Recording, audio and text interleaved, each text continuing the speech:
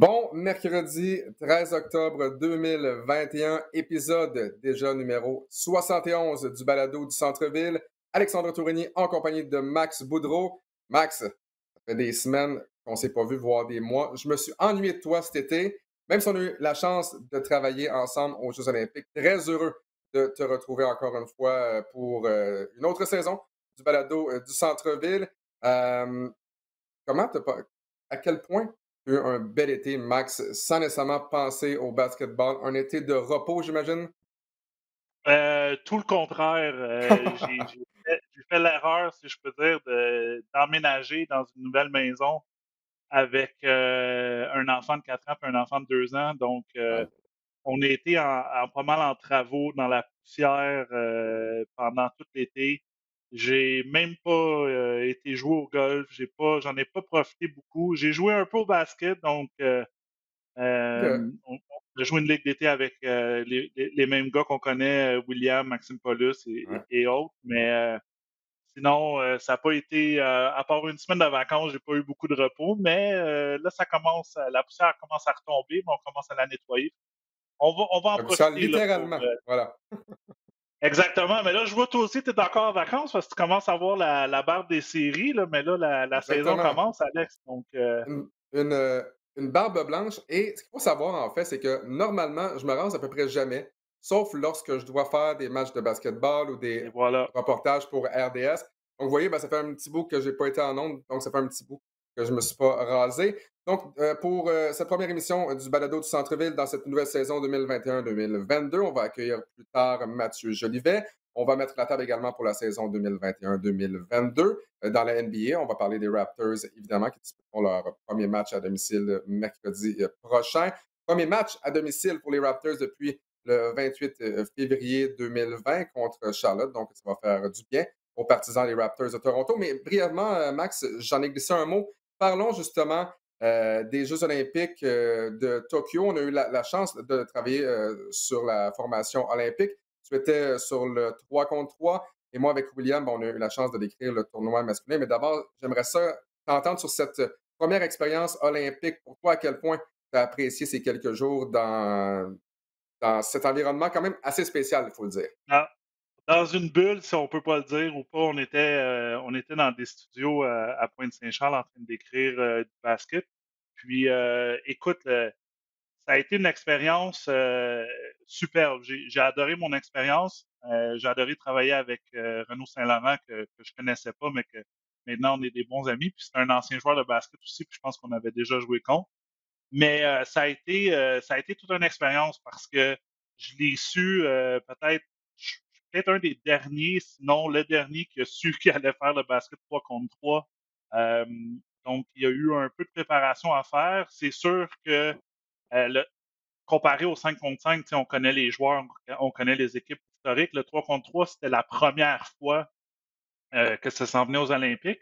Et sur le circuit, il y a à peu près 5 à 6 ans là, d'expérience, si je peux dire, sur le circuit, là, depuis que le circuit a été fondé, le basket 3 contre 3. Peut-être Mhm. un peu moins populaire en Amérique du Nord versus les pays européens et les pays asiatiques, mais ça a été une expérience superbe. Ça a été, moi, ça a été vraiment un sprint parce qu'il faut le dire, les Jeux olympiques sont pendant 2 semaines et le 3 contre 3, c'était les 5 premiers jours. Donc, on avait côté féminin et masculin, et à cause qu'avec Radio-Canada et RDS, on a les plateformes numériques, le web et tout ça, ils nous ont dit c'est beau, vous allez décrire tous les matchs. Donc, tous les matchs des hommes, tous les matchs des femmes. C'est sûr qu'il y a une différence, les matchs ont seulement 10 minutes, mais ça fait beaucoup de matchs. Ouais, Et il faut se rappeler que je pense que l'ennemi le plus sournois dans ces Jeux olympiques-là, c'était le décalage horaire. Il y avait ouais. quoi? C'était à Tokyo, donc il y avait un 12 ou 13 heures, là, je me souviens plus Ouais, exactement, de 13, si ma décalage. mémoire est bonne, là. Donc, pendant 5 jours, tu vivais de la nuit. Tu sais, on blaguait là, avant, on déjeunait à minuit, puis on Ah, ben soupait c'est genre ça, Max. à 5 heures du matin. Là, c'était assez incroyable côté horaire. Mais ça a été super le fun de mon côté. Là. Puis, j'ai très hâte. J'ai hâte qu'ils officialisent pour les Jeux olympiques de Paris, Ouais, quoique Paris. c'est déjà un peu fait là, parce que je regarde sur les médias sociaux. Puis Je sais à peu près où ils vont mettre le terrain là, sous la Tour Eiffel. Ouais, ça va être beau. Mais j'ai hâte d'y retourner. Là. Ça a été une super belle expérience. Est-ce que tu sais, Max, souvent, les gens pensent que c'est glamour. De un, il y a beaucoup de gens qui pensent qu'on est sur place là-bas. C'est vraiment pas Non. toujours le cas. J'ai eu la chance de faire Rio en 2016, c'était dans les studios de Radio-Canada. Là, on était au Studio Grande pour les Jeux de 2020 qui avaient lieu en 2021. Et ça a l'air glamour. Tu dis aux gens, tu décris les matchs de basketball olympiques, ça a l'air glamour et j'adore ça. Pour vrai, c'est une expérience formidable puis je le souhaite à n'importe qui. Mais comme tu l'as dit, c'est pas toujours si glamour que ça. De la façon qu'on décrivait les matchs, on était dans des booths audio. On était séparés par un plexiglas. Donc, essentiellement, ben, tu décris un match dans une cabine audio. Tu le décris à la télévision. C'est pas nécessairement toujours facile parce que justement, tu n'es pas sur place, donc tu peux pas voir l'ensemble du terrain. Et au début, Je ben, je me sais que demandais c'est un balado, mais j'essaie de montrer une image pour ceux qui regardent sur le web. Là. Ça ressemblait ouais. à ça, là, les cabines. Et pour vrai, là, on a tellement été on a été très, très, très, très bien traités du début à la fin. Ah oui. Ça a été la même chose en 2016, à une différence près, et ça, c'est vraiment à cause de la COVID. À Radio-Canada, en 2016, il y avait des chambres de repos, il y avait des lits. Bon, Des des lits Je pour une personne grand comme moi peut-être, tu sais, je je sais où mesure tu 5 t'en et vas, 11 là. et 3/4. Toi, dans le fond, tu aurais juste pas rentré dans ce lit-là, donc pour toi, ça change rien. Le problème, entre guillemets, c'est que comme tu l'as dit, ça s'est déroulé la les jeux se sont déroulés la nuit.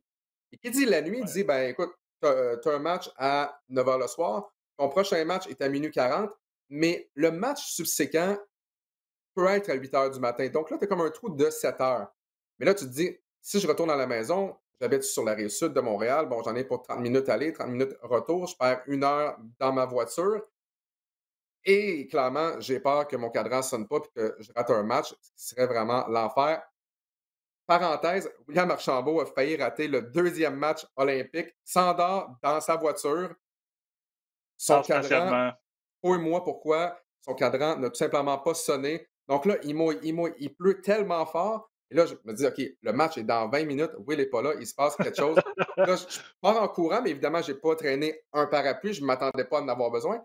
Là, je cours sous la pluie pour aller voir un William Archambault qui est en train de dormir paisiblement dans sa voiture. Je cogne, je le réveille. Et là, finalement, on fait le match.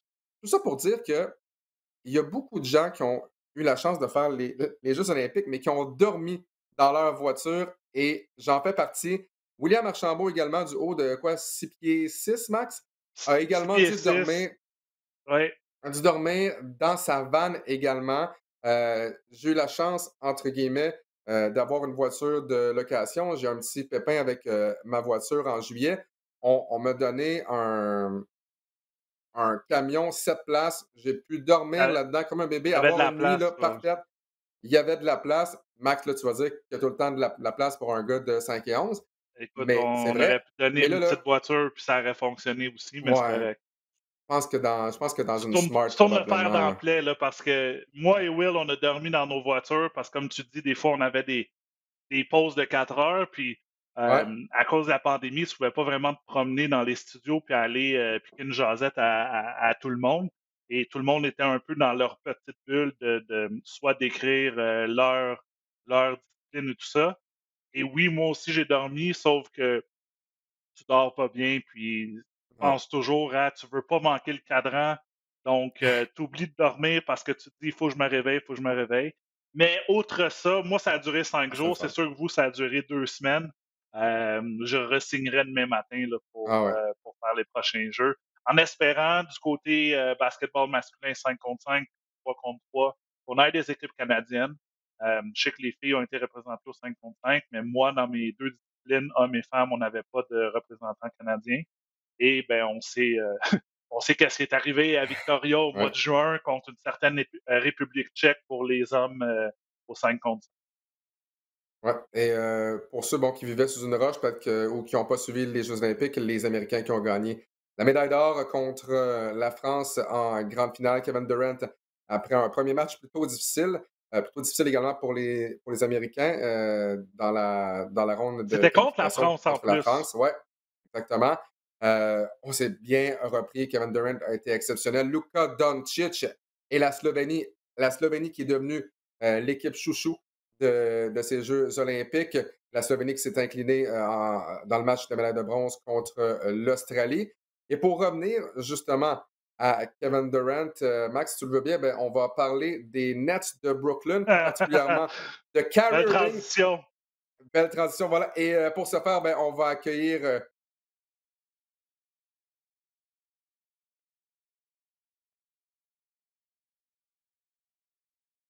Bon, elle a encore planté.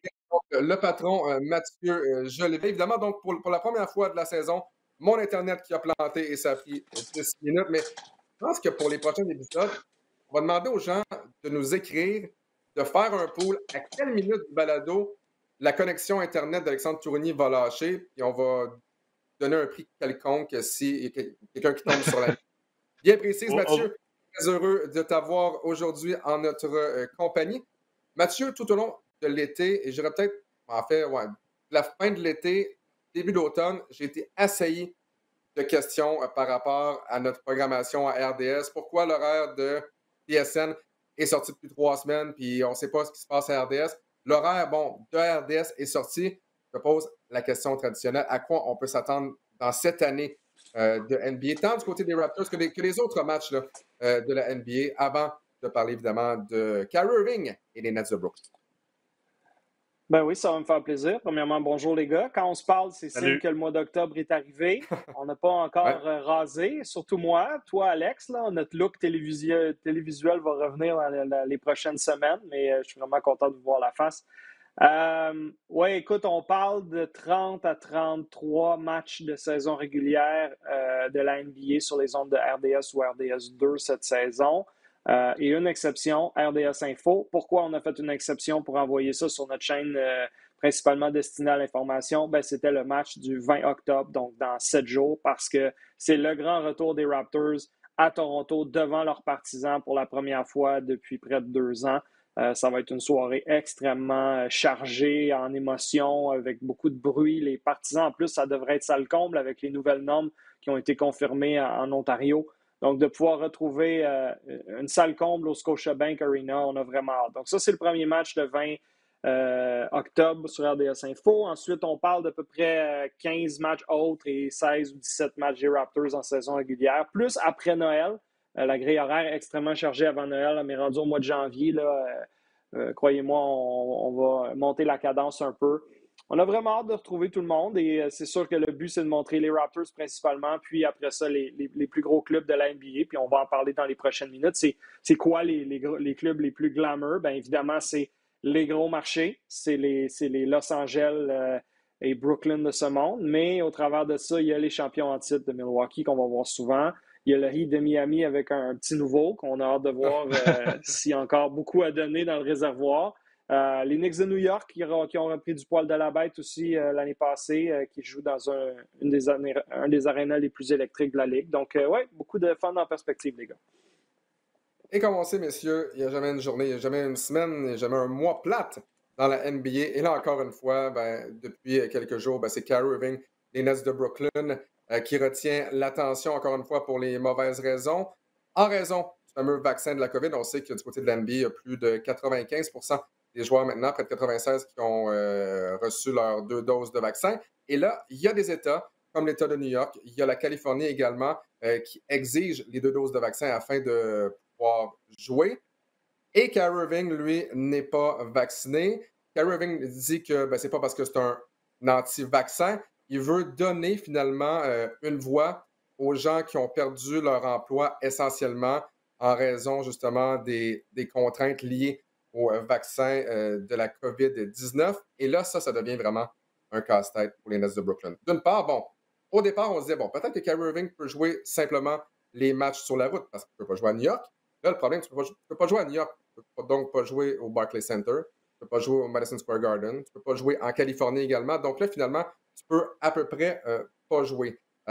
Simplement pour vous dire qu'avant le début de la saison, la NBA et l'Association des joueurs se sont entendus à savoir quelle serait la pénalité pour les joueurs non vaccinés dans la NBA. Et ce qui a été établi, c'est que les joueurs non vaccinés allaient perdre 91,6% de leur salaire pour chaque match. Dans le cas de Kyrie Irving, gagne 35 millions, donc 426 000 par match, et perdrait 380 000 par rencontre non disputée. Juste ça. Et là, le problème, c'est que vraisemblablement, Kyrie Irving ne sera pas vacciné sous peu, contrairement à Andrew Wiggins du côté des Warriors de Golden State, qui lui a décidé de se faire vacciner. Il a dit « Je trouve ça plate que la NBA nous impose quoi faire avec notre corps. » Mais là, pour Kyrie Irving, vraisemblablement, ne jouera pas. Est-ce qu'on va revoir Kyrie Irving dans l'uniforme des Nets? Est-ce qu'on va revoir Kyrie Irving dans la NBA? Ça, c'est une autre question. Messieurs, qu'est-ce que vous en faites de ce dossier Kyrie Irving? Et est-ce que c'est moi, Kyrie Irving, ça fait 5 ans que c'est une distraction presque? Il y a eu l'épisode avec les Celtics, il y a eu l'épisode avec LeBron James, il y a eu l'épisode où il a affirmé que la Terre était plate pour quelques années après dire « non, c'était une farce finalement ». L'an passé, il a quitté la surface de la Terre ou à peu près. On se demandait qu'est-ce qui se passait avec lui, où il était. Et là, le vaccin de la COVID-19 refuse donc ces doses de vaccin pour une équipe qu'on établit comme favorite dans la NBA lorsque tout le monde est en santé, avec Harden, KD et Kyrie. Qu'est-ce qui va se passer, messieurs, avec les Nets de Brooklyn? Moi, je vais attendre Max en premier. Écoute, Dieu sait, au début de la semaine, écoute, ça dure pour quelques semaines. Et au début de la semaine, il n'était même pas suspendu. Donc, tu avais ses entraîneurs. Il avait même participé au camp d'entraînement, je pense que c'était à San Diego avec l'équipe pour essayer de construire une chimie avec tous ces joueurs-là parce qu'on sait que lui, James Harden puis Kevin Durant n'ont nécessairement pas vraiment joué beaucoup de matchs ensemble dans ce nouveau Big Three. Mais honnêtement, là, je ne sais plus. Tu regardes ça, tu es l'état-major, puis tu te dis, c'est une grosse distraction. On est l'équipe favorite. On est allé chercher des joueurs autonomes. On est allé chercher James Harden l'année passée pour gagner maintenant. On n'a pas gagné l'année passée, malheureusement. On a perdu contre Milwaukee en série. Mais là, c'est une distraction. Moi, honnêtement, on dirait que je suis plus capable d'entendre parler de Kyrie Irving. Je voudrais entendre parler de Kyrie Irving par ses belles manœuvres, son leadership, les statistiques qu'il fait, les bons matchs qu'il joue. Là, c'est rendu qu'on ne parle même pas de lui comme le joueur de basket, on parle de lui que c'est une distraction à son équipe, c'est pas bien entendu avec ses entraîneurs, Brad Stevens pour ne pas le nommer, c'est pas bien entendu avec LeBron James parce qu'il voulait être le mâle alpha, mais LeBron James était là. Assez. Envoyez-le à quelque part. Le problème, c'est que je ne veux pas dire que c'est une pomme pourrite, mais qui va vouloir de Kyrie Irving? Parce que la distraction qu'il amène à Brooklyn, ça va être la même distraction qu'il va amener sur quelque chose d'autre. Il va trouver quelque chose pour dire ah ben moi, je m'en vais en sabbatique pendant 2 semaines, je ne veux pas parler aux médias. Moi, je suis totalement écœuré de Kyrie Irving. C'est plate parce que c'est tout un joueur, peut-être un des meilleurs joueurs qui a avec le ballon en termes de capable de finir dans le trafic. C'est handle gauche et droite. Hey, c'est tout un joueur. Mais malheureusement, il est en train de laisser une réputation que c'est vraiment un joueur qui pense à lui-même et qui se fout de son équipe ou de gagner. Il va dire qu'il veut gagner des championnats, mais il ne se met pas dans des situations qu'il veut aider son équipe. C'est plus une distraction qu'autre chose en ce moment. Ben, moi, ce que je rajouterais à ça, c'est que ce qu'on comprend de la situation, c'est que Kyrie voulait quand même jouer les matchs à l'étranger si possible, mais qu'il y a eu comme une espèce de groupe en tête de la pyramide des Nets, formé par le propriétaire Joe Tsai, l'ultra-millionnaire, Sean Marks, le directeur général, Alibaba. Steve Nash, l'entraîneur-chef, Steve Nash, qui soit dit en passant, depuis qu'il est devenu entraîneur-chef dans la NBA, l'a vraiment pas eu facile avec une année de pandémie, puis les blessures, les cas de COVID. En tout cas, il est passé proche d'amener cette équipe-là vraiment loin. Là. Kevin Durant était à peu près à 2 pouces de son pied qui était derrière la ligne pour éliminer les futurs champions en titre l'année passée. Donc, chapeau à Steve Nash pour ce qu'il fait dans les circonstances. Et Kevin Durant et James Harden aussi ont eu leur mot à dire. Et moi, je salue un peu leur audace. Parce que la solution facile à ce problème-là, ça aurait été de dire on a mieux avoir Kyrie Irving pour 35 matchs à peu près, là, si on enlève les matchs à Brooklyn, les matchs à New York, les matchs à Golden State, Staples Center contre les deux clubs, etc. Ça aurait été plus facile de l'avoir pour 35 matchs que pas de l'avoir du tout. Il reste que, comme dit Max, c'est un des joueurs les plus talentueux de la NBA encore. Mais eux autres préfèrent avoir une équipe soudée qui va être la même à tous les soirs puis qui ne va pas devoir se réajuster selon est-ce que le mardi, on joue à Brooklyn sans Kyrie, puis le mercredi, on joue à Atlanta avec Kyrie. Moi, je respecte ça. Parce que dans le fond, c'est de dire tu n'es pas plus gros que l'équipe, ton talent individuel n'est pas plus gros que l'équipe, et nous, on va trouver des solutions avec nos deux vedettes. Ils sont clairement moins bons sans Kyrie, là. Avoir 3 vedettes, là, tu n'assures d'en avoir tout le temps une sur le terrain. Si ce n'est pas 2, c'est des marqueurs d'exception. Les 3 gars, c'est des marqueurs top 10 dans la NBA en termes de talent naturel. Donc, tu as cet avantage-là soir après soir. Là, tu en as 2. Fait que généralement, tu commences le match avec les 2, puis le reste de la rencontre, 2e, 3e quart, souvent, tu vas en avoir juste un. Puis là, ton 4e quart, tu espères avoir Harden et Durant ensemble qui coexistent bien. Mais là, de ne pas en avoir un 3e, là, une année encore de COVID, potentiellement des gars qui vont rater des matchs. On sait que Durant a un historique de blessure. On sait que que Harden. Harden a un historique de surpoids et de temps en temps décroché. C'est pas de l'acquis que cette équipe-là s'en va en finale comme tout le monde pense. Tout le monde pense à Nets Lakers avant même que la saison soit commencée. Là. On a vu l'année passée que c'est long une saison, il peut se passer bien des choses, puis les Suns de Phoenix peuvent aboutir en finale. Fait qu'on va prendre notre gaz égal, mais j'ai vraiment hâte de voir comment ça va se développer tout ça. Et le Big Three qui a à peu près pas joué ensemble, que ce soit en saison ou en série, on n'a jamais vu à quoi les Nets pouvaient vraiment ressembler lorsque tout le monde est en santé, à quoi ressemblerait une formation des Nets qui fonctionne à plein régime. Et vraisemblablement, c'est pas cette année que ça va se produire. J'ai bien hâte de voir ce qui va se passer dans le cas de Kyrie Irving. Même est-ce qu'il va jouer cette année ou pour faire un point, il va décider tout simplement de ne pas jouer cette année. La suite de la carrière également de Kyrie Irving, bien hâte de voir parce que pour le moment, disons que ça regarde mal. Écoute, lorsque tes propres coéquipiers, lorsque James Harden, lorsque KD font partie justement de ce groupe de tête et qu'eux-mêmes disent on préfère qu'ils ne s'entraînent pas et qu'ils ne jouent pas, malgré le fait que James Harden a dit en entrevue, je pense que c'est hier ou avant-hier, oui, effectivement, on aimerait qu'il soit avec nous, mais lorsque tes propres coéquipiers disent reste donc chez vous, je pense que ça en dit quand même assez long. On passe d'un cas problème à un autre cas problème, on dirait qu'il y a juste ça présentement dans la NBA. Ben Simmons.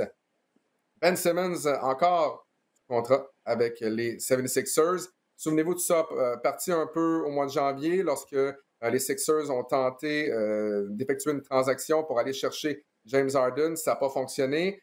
Par la suite, en séries éliminatoires, souvenez-vous du match numéro 7 au mois de juin où Ben Simmons a tout simplement refusé d'y aller avec un dunk, a décidé plutôt de passer. Sa confiance était à 0. Pendant les Jeux olympiques, par la suite, sur les médias sociaux, il a avoué que ça a été une saison excessivement difficile. Là, par la suite, c'est là que tout a déboulé aussi. Les Sixers voulaient échanger Ben Simmons avant le début du camp.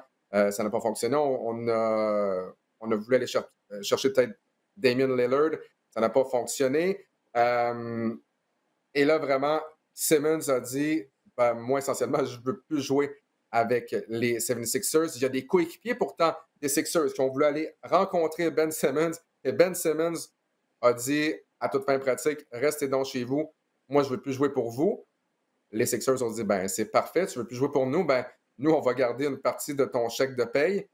Et là, Ben Simmons a dit, pas de problème. Ça a duré quelques semaines parce que là, cette semaine, donc dans la semaine du lundi 11 octobre, Ben Simmons est retourné du côté de Philadelphie pour se faire un test de COVID. Semblerait qu'il veuille bel et bien revenir du côté des Sixers. Mais là, je pense que les ponts sont complètement brûlés, enterrés. Il n'y a jamais de pont qui va avoir lieu entre les Sixers et Ben Simmons. Il n'y a plus de pont.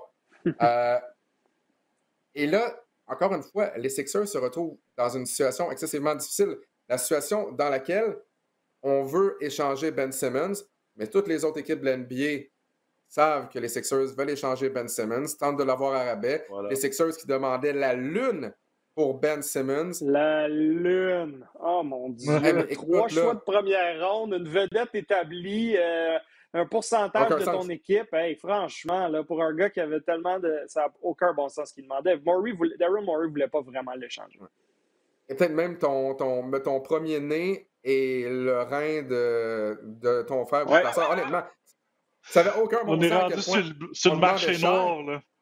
Non, mais écoute, mais comment Ben Simmons, surtout depuis que Joel Embiid a dit, ben regarde, bye-bye, va-t'en, là, comment Ben Simmons peut revenir dans ce vestiaire-là? C'est impossible.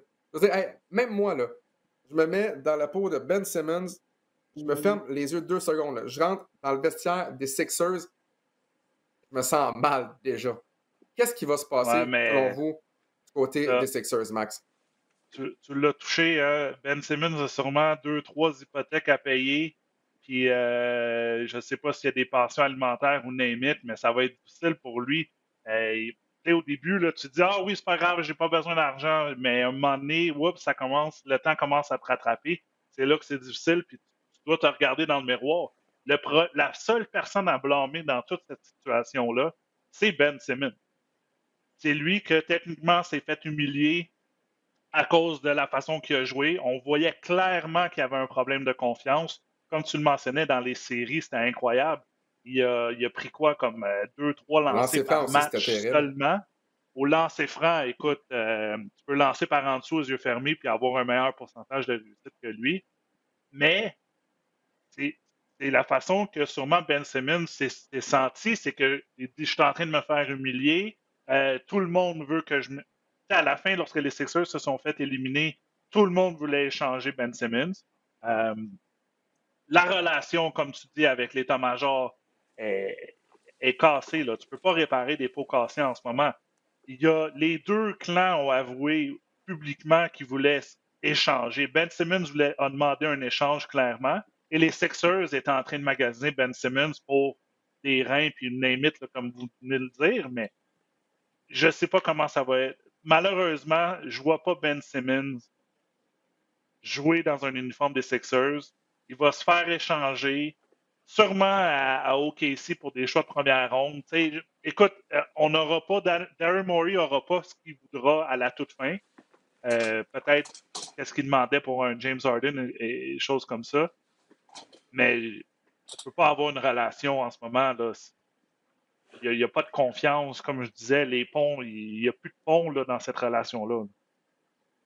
Le seul bémol que je rajouterais, puis je ne veux pas défendre Ben Simmons parce que je trouve ça vraiment dommage qu'un joueur, au lieu de publiquement dire j'ai du travail à faire pour devenir meilleur, puis je vais faire le travail, puis vous allez voir, au lieu de ça, de se cacher derrière je veux être échangé, le gazon est toujours plus vert chez le voisin. J'ai toujours eu de la misère avec cette approche-là.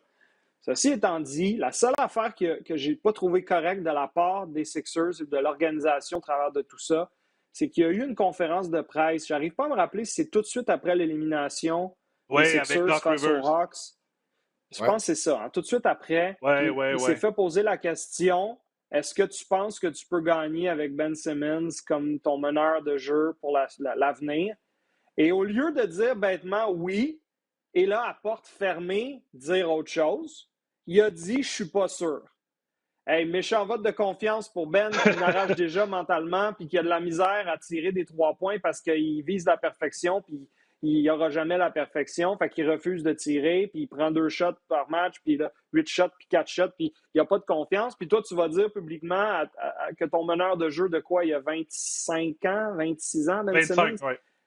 25. 25? Je ne suis pas sûr qu'on peut gagner avec lui. Tu te tires dans le pied solide. Au minimum, dis pas ça, puis commencez à le magasiner en douce, sans que ça devienne public. Mais là, tu as mis une espèce de grosse cible sur son dos en disant « Je suis pas sûr qu'il est à la hauteur. » Maintenant, on aimerait ça, avoir 3 choix de première ronde puis votre joueur vedette en échange. Hey, moi, si je suis le directeur général des autres clubs, tu viens de mettre un vote de non-confiance. On a vu les mêmes matchs que vous, on les regarde à la télé, on envoie des dépisteurs, on voit tous les mêmes choses. Venez pas nous niaiser. Il y a beaucoup de talent naturel, Ben Simmons. C'est un joueur défensif extraordinaire. Il a une vision de jeu. Il est capable de faire plein de choses, mais il est limité au niveau de ce qu'il est capable de faire du périmètre. Donc, il est un petit peu une vulnérabilité en attaque en fin de match pour les Sixers, surtout dans les séries et dans des contextes comme ça. ils n'ont pas aidé leur cause avec Doc qui a dit ça. Et donc, ça a créé une espèce de climat de non-confiance. Je veux m'en aller, OK, mais je veux de l'argent, je vais revenir. Là, Daryl Morey, lui, il se dit, ben, on le ramène dans l'équipe, on va lui dire qu'on l'aime, puis s'il joue bien puis il refait monter sa valeur, on pourra l'échanger. Mais pour que Ben Simmons joue bien, il faut qu'il se sente bien. Puis en ce moment, je ne vois pas, comme vous dites les deux depuis tout à l'heure, comment Ben Simmons va miraculeusement réintégrer ce vestiaire-là, se sentir bien, être à son meilleur, montrer son arsenal offensif pour remonter sa valeur. Moi, je pense qu'ils ont vraiment tous, lui et l'équipe, très mal géré la situation. J'imagine mal un scénario où Ben Simmons ne s'est pas mis, le reste de ses coéquipiers à dos également. Donc, effectivement, je pense pas que ça puisse fonctionner pour Ben Simmons. La saison commence dans les prochains jours, donc est-ce que Ben Simmons sera en uniforme pour le premier match des Sixers? Ce serait vraiment une scène absolument surréelle. Aussi surréelle, messieurs, que de ne pas voir Kyle Lowry dans l'uniforme des Raptors en ce début de saison. Après 601 matchs avec Toronto, 9 saisons, un championnat en 2019, probablement le plus grand Raptors de tous les temps. Souvenez-vous que les Sixers voulaient avoir Kyle Lowry à la date butoir des transactions. Même chose pour le Heat. Et c'est finalement le Heat, lors de l'ouverture du marché des joueurs autonomes, qui a mis la main sur Kyle Lowry, essentiellement dans la même transaction, ou du moins, c'était à peu près la même offre qu'on donnait aux Raptors de Toronto lors de la date butoir des transactions. Kyle Lowry qui avait dit à l'époque, et ça, on l'a su plus tard cet été, il a dit « Moi, je ne voulais pas être échangé, je voulais terminer la saison à Toronto. » Donc, ça pour dire que Kyle Lowry s'en va à Miami en retour de Goran Dragic, Precious Achiuwa également, donc dans un sign and trade entre les Raptors de Toronto et le Heat de Miami. Les Raptors de Toronto, messieurs, on a vu peut-être le talent s'éroder au cours des dernières années. Ça se poursuit encore. On est clairement en reconstruction. On a des beaux morceaux, des bons morceaux. On retrouve enfin nos partisans pour la première fois depuis le 28 février 2020. On a Scotty Barnes. On a également donc Precious Achiuwa, Goran Dragic également. L'émergence peut-être de OG Anunoby. Et on a vraiment besoin d'un électrochoc ou de quelque chose pour les Raptors de Toronto qui ont connu une saison 2020-2021 absolument horrible. 27 victoires contre 45 revers. On a terminé au 12e rang. Et on a beau dire, oui, mais on joue dans l'Est.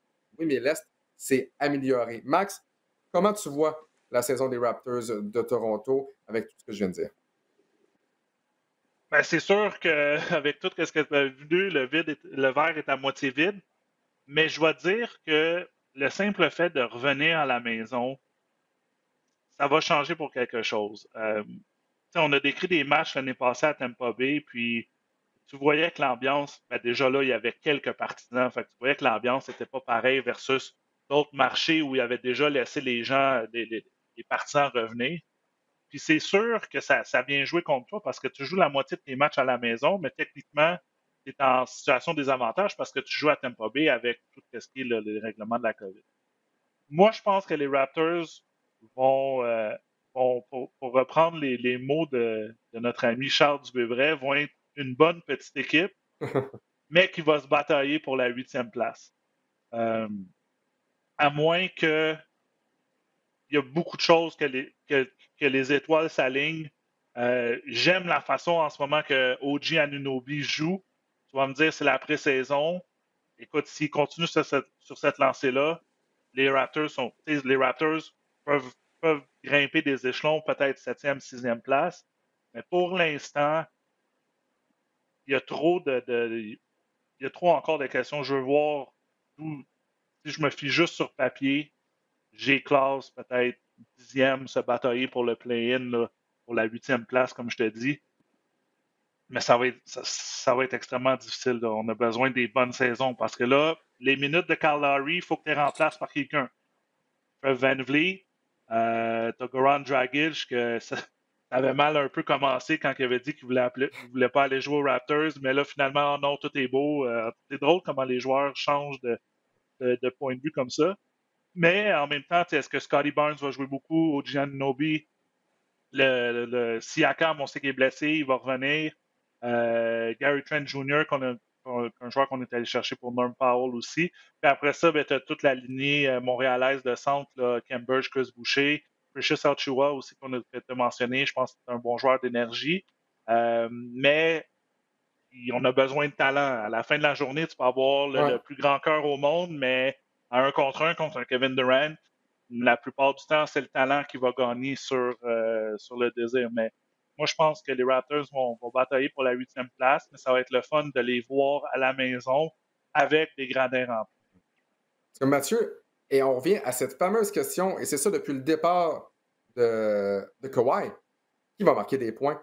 Qui va marquer des points un soir donné pour les Raptors? Si on pense là, vite aux Celtics, tu sais que ça va être Brown et Tatum, par exemple. Mais pour les Raptors, qui va t'en marquer 20 tous les soirs? Assurément, là, pas un match de 20, un match de 2, un match de 20, un match de 2, comme OG Anunoby fait essentiellement depuis le début de sa carrière. Là. Mais qui va pouvoir te marquer des points pour les Raptors?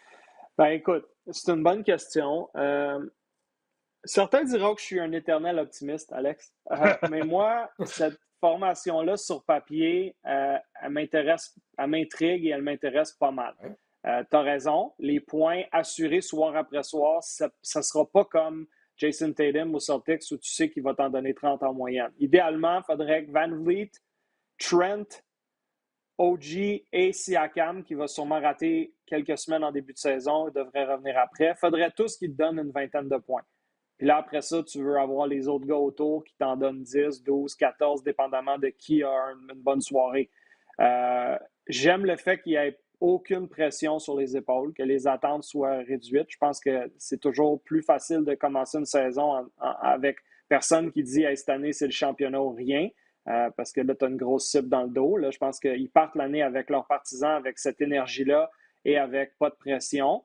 Dans un monde idéal, là, il faut que ça redevienne un peu la version des Raptors d'il y a 4 ans là, avec le bench mob. Okay? Donc, si tout le monde est en santé, il n'y a pas de COVID, là, tu commences les matchs avec Van Vliet, Trent, Anunoby, Siakam, Achiuwa.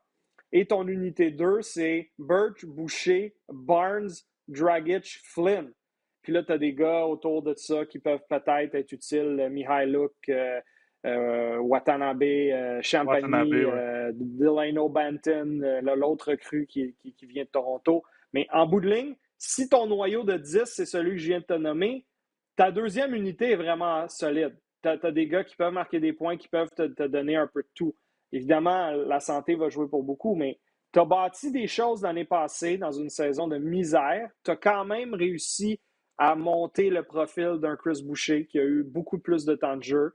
Tu as réussi à intégrer un Khem Birch. Tu as réussi, tu as pris la bonne décision en arrêtant de gagner en fin de saison parce que tu es allé chercher Scottie Barnes. Moi, j'adore le potentiel du jeune. En mon temps, j'étais déçu quand ils ont pris lui devant Jalen Suggs parce que je ne connaissais pas Barnes puis j'avais vu Suggs comme vous briller au March Madness pour Gonzaga. Je voulais Jalen Suggs. Mais quand j'ai compris qu'il était hors terrain, sur le terrain, son gabarit, sa vision de jeu, vous regarderez ses stats pré-saison, là, Scottie Barnes, là, c'est un excellent passeur déjà pour un gars qui n'a pas joué un match. Il est content d'être là. C'est le gars qui veut tellement que tout le monde brille autour de lui avant lui-même. J'espère qu'il y a un petit mean streak à l'intérieur de lui puis qu'il va être capable de prendre charge de certains matchs au lieu de vouloir rendre tout le monde heureux puis faire sourire tout le monde. Ça, pas que ça m'inquiète, mais j'ai hâte de voir comment ça va évoluer. Ceci étant dit, son potentiel est énorme. Donc, tu as raison. On n'a pas les marqueurs évidents puis on a une marge de manœuvre pas évidente. Mais pensez, puis Max, tu l'as joué la game à un haut niveau. Pense à une formation avec Van Vliet qui défend le point guard de l'autre côté. Trent, correct. Siakam, Anunoby, Barnes. Les longs bras, les présences défensives, les corridors de passe. C'est clairement ça que Masai, puis que Bobby Webster, puis que Nick Nurse avaient en tête en repêchant Barnes. C'est de dire, nous, là, bonne chance de faire des passes qui vont traverser la clé. On va tout le temps avoir des bras dans le chemin, puis vous allez avoir une misère folle à percer notre défensive. Puis on va être capable de permuter puis de faire des switches en défensive. Puis Barnes est capable de garder quasiment les positions 1, 2, 3, 4, 5 sur le terrain de ce qu'on lit puis ce qu'on voit. Fait qu'il y a une polyvalence qui est faite pour la NBA 2021-22. Et évidemment, il faut que tu aies des gros marqueurs, puis il faut que tu sois capable de tenir tête aux gros clubs de la Ligue. Ils ne sont pas encore là. Ils ne vont pas gagner le championnat cette année. Mais cette année, ils ne vont pas viser la loterie, là. Je vous garantis tout de suite, en moins d'une catastrophe de COVID puis de blessures majeures, c'est une équipe qui va vouloir se battre pour rentrer dans les séries parce que c'est bien beau, là, avoir les meilleurs choix de repêchage possibles comme l'année passée. Tu veux prendre de l'expérience dans des matchs significatifs. Tu veux donner la chance à Anunoby de prendre des tirs victorieux une couple de fois dans l'année, puis à Scotty Barnes de jouer contre Giannis Antetokounmpo dans la saison, dans les matchs qui veulent dire quelque chose. C'est comme ça que tu deviens meilleur comme équipe.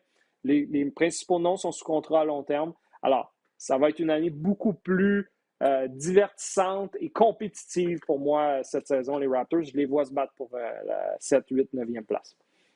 Tu parlais de Barnes lors de son dernier match. Il a vraiment retenu l'attention. 7 passes décisives, aucun revirement.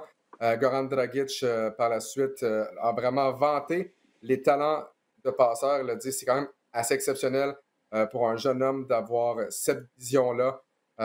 Donc, comme toi, oui, bon, Suggs aurait peut-être été un bon joueur pour les Raptors de Toronto, mais je pense que Barnes là, va le faire oublier. J'ai d'ailleurs hâte de voir le premier match entre Barnes et Suggs. Messieurs, le temps file, comme d'habitude. Honnêtement, là, on pourrait être devant notre caméra, parler de basketball pendant 3 heures, mais on a toutes des réunions. La vie suit son cours. Donc, on va essayer de faire ça vite parce que je sais que Mathieu est en réunion maintenant dans 11 minutes.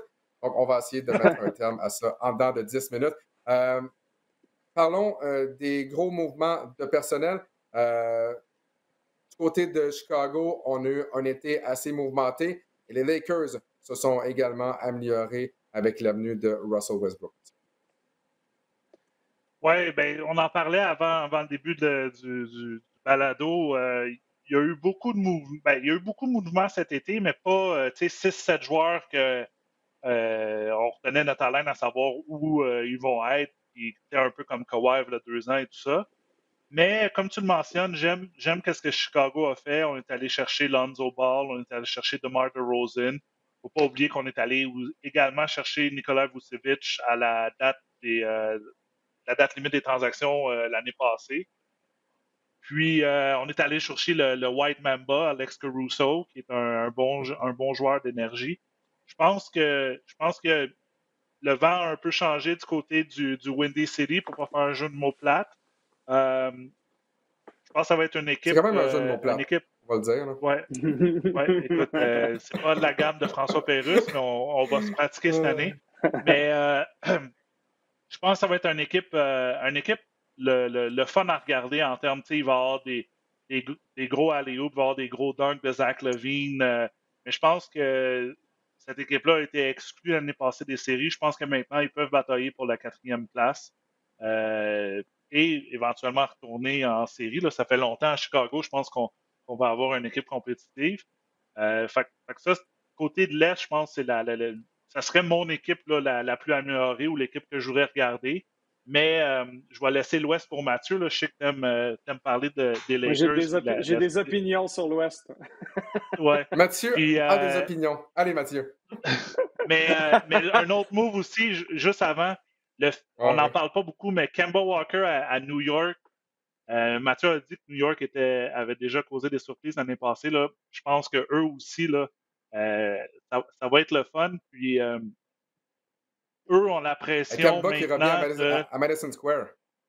Exact. Mais eux ont maintenant la pression de faire ce qu'ils ont fait l'année passée. Parce que là, les partisans, ils ont goûté le sang là, à New York. Vous savez, à New York, là, écoute, c'est à peu près le marché. Si on dit que Montréal, c'est le marché le plus difficile au hockey, mais à New York, c'est le marché le plus difficile parce que les gens connaissent le basketball. Et là, on a des attentes. Et c'est sûr qu'il y a une rivalité Brooklyn-New York. Et je ne veux pas dire que les Knicks sont aussi bons que les Nets, mais on pourrait aller loin, là, surtout s'il y a beaucoup de distractions du côté de Brooklyn. On pourrait peut-être aller plus loin du côté de New York. Mais ça va être difficile dans l'Est. Il va y avoir beaucoup de parité là, dans le top 6. Mais oui, parlons-en aussi de l'Ouest. Parce que tu as raison, Alex, tout à l'heure, tu disais que l'Ouest a tout le temps été perçu comme la puissance, puis l'Est tirait un peu, traînait de la patte. Et là, si tu regardes dans l'Est, tu dis les Bucks sont encore très bons, les Nets vont être très solides, Le Heat est probablement amélioré. Les Hawks se sont établis l'année passée. Les Knicks ont l'air dangereux, même si je pense qu'ils ont peut-être été un petit peu surgonflés l'année passée. Et là, tu regardes dans l'Ouest et tu te dis, ouais, il y a beaucoup de points d'interrogation. Les Clippers, sur papier, ont l'air bons, mais Kawhi va manquer un gros morceau de la saison en raison de son genou. Donc, ça, c'est vraiment pas idéal. Ouais. Le Jazz, encore une très bonne équipe sur papier, mais on dirait qu'ils n'arrivent pas à franchir l'étape finale. Puis leur fenêtre, je ne sais pas à quel point il leur reste encore des tonnes d'années avec cette équipe-là. Mitchell est jeune, mais Conley et ces gars-là, ça vieillit. Donc, je ne suis pas certain que Gobert non plus dans les minutes ultimes de matchs serrés en série. Les Suns de Phoenix, peut-être qu'on les sous-estime, mais ils ont encore la même équipe qui s'est rendue en finale l'année passée. Les Nuggets de Denver, sur papier, devraient être excellents. Ouais. Mais Jamal Murray, on n'a aucune idée combien de temps ça va lui reprendre avant de reprendre le terrain et de redevenir le Jamal Murray avant son opération. Et les fameux Lakers, que tout le monde voit en grande finale, parce que sur papier, ils ont tous les grands joueurs des 20 dernières années. Ils ont de l'expérience. Ils ont de l'expérience. Ils ont de l'expérience, c'est le mot-clé. Ouais. C'est super le fun, l'expérience, mais ça ne te garde pas sur le terrain pendant 82 matchs. LeBron a trouvé la fontaine de jouvence. Éventuellement, ça va ralentir. Anthony Davis est plus jeune que les autres, mais on dirait qu'il y a de la misère à rester sur le terrain. Carmelo Anthony, LeBron a enfin accepté de l'avoir dans son équipe, là, son grand chum, mais c'est plus le Carmelo Anthony qu'on connaissait. Ça peut être un joueur utile de banc. Russell Westbrook, là, les gars, c'est pas facile de jouer avec Russell Westbrook. C'est un gars d'énergie, c'est un gars qui va te donner des boosts des soirs où tu joues à Sacramento puis ça te tente pas puis pour aller te gagner le match. Mais c'est un gars qui aime ça tirer beaucoup puis pas avec un super pourcentage. Lui, est-ce qu'il va accepter de donner le ballon à LeBron puis AD dans tous les moments cruciaux? Pas certain non plus. Puis ils sont vieux. C'est qui complète le 5 partants autour de ces trois noms-là? C'est DeAndre Jordan. Dwight Howard. C'est Wayne Ellington. C'est Dwight Howard. C'est Ken pas Bazemore. Écrit dans le ciel. Ken Bazemore. C'est tous des bons joueurs. Trevor Ariza, je veux dire, ça commence à être vieux. J'ai des doutes. Je vous dis juste que c'est pas écrit dans le béton nulle part que les Lakers de Los Angeles vont être en finale cette année. On l'a vu l'année passée, la saison a déraillé. Ils ont perdu contre les Suns au premier tour. Puis personne n'était complètement sous choc de ce résultat-là. Oui, on pensait que les Suns n'étaient peut-être pas prêts encore à les battre, mais j'ai vraiment hâte de voir. L'Ouest, pour moi, est beaucoup plus ouvert qu'on peut le penser cette année. On a perdu également Kevin des Mavericks. Tucker, qui a été blessé. Ouais. On n'a pas parlé des Mavericks, de Portland et une certaine équipe Golden State qui devrait être bonne aussi avec un Steph Curry en santé. Klay Thompson et ses headbands qui reviennent maintenant. Donc, l'Ouest est plus ouvert qu'auparavant, qu'on avait deux, trois équipes dominantes. Puis après ça, tout le monde se bataillait pour la 3e à 8e place. Mais ça va être difficile. Ça va être extrêmement difficile. Écoute, on est revenu dans une saison normale, entre guillemets, où on commence en octobre et on va finir en juin avec des partisans dans chaque building. Mais c'est sûr que soir après soir dans l'Ouest, là, il va y avoir une grosse parité. Là. Peut-être enlève les équipes de Houston puis OKC, là, malheureusement. Là, mais après ça, là, écoute, San Antonio, on ne sait jamais, mais il donne la bonne adversité. Memphis aussi, qui est une bonne équipe. On a encore John Morant, Jaren Jackson, Dylan Brooks. Ça va être difficile dans l'Ouest. On a surtout hâte que ça commence, les gars. Let's go. Bonjour. Mathieu, justement, parlons de quand ça commence. Prochain rendez-vous, premier rendez-vous à RDS, c'est quand, à quelle heure, contre qui? Qui joue contre qui? Oui, on vous rappelle ça. Les Wizards de Washington à Toronto, Scotiabank Arena, le grand retour des Raptors devant une salle comble, devant leurs partisans après un an et demi au moins là, de ne pas avoir joué un match à domicile. Mercredi 20 octobre, 19h30, RDS Info, parce que la grille horaire est surchargée. Arrangez-vous pour avoir RDS Info, sinon RDS Direct. Et j'ai hâte de voir les nouveaux Raptors et je vous dis tout de suite, ça va être beaucoup plus compétitif que l'année passée. Ça va être bien le fun. Bien hâte de voir cette équipe-là des Raptors. Merci beaucoup, messieurs, encore une fois, pour votre participation au balado du Centre-Ville. Toujours un plaisir, Max, de te retrouver aux 2 semaines. Mathieu, toujours un plaisir de te retrouver de façon sporadique. On a eu la chance d'animer ce balado ensemble pendant les 2 premières saisons.